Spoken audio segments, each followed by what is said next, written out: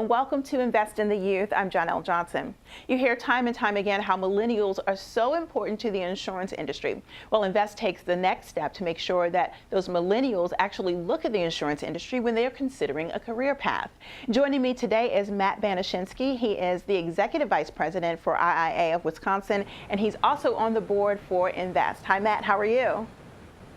I'm good. How are you? I am doing well. Thank you so much for taking a few minutes to talk to us. Now, let's start off by talking about InVEST and why millennials matter to the insurance industry. Why should we should be going through all of this to make sure that these millennials get into the insurance industry? Absolutely. Not only is it important for the millennials to get into the insurance industry, but it's also important for them to purchase insurance. We know statistically that millennials are becoming the largest segment of buyers in the marketplace right now. And they can talk to other millennials in purchasing insurance and the importance of it.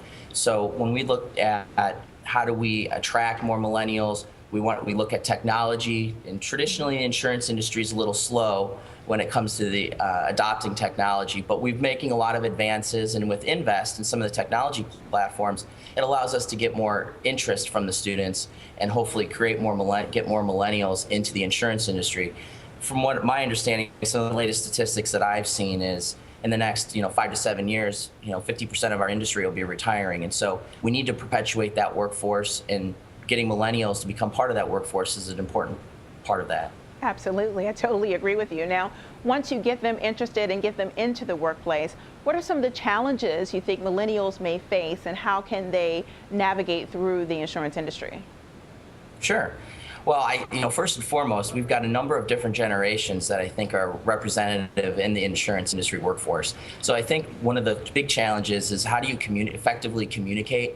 A lot of millennials, they like to text message. They're not necessarily wanting to talk on the phone. They're using Instagram, Facebook, and Twitter and other ways to communicate, whereas maybe some of the older generations aren't so adept to using some of those platforms. So I think that there's a real potential there for a breakdown in communication, and it can be difficult for millennials and vice versa for older generations like baby boomers to converse and then also find ways to work effectively, because their work styles are entirely different.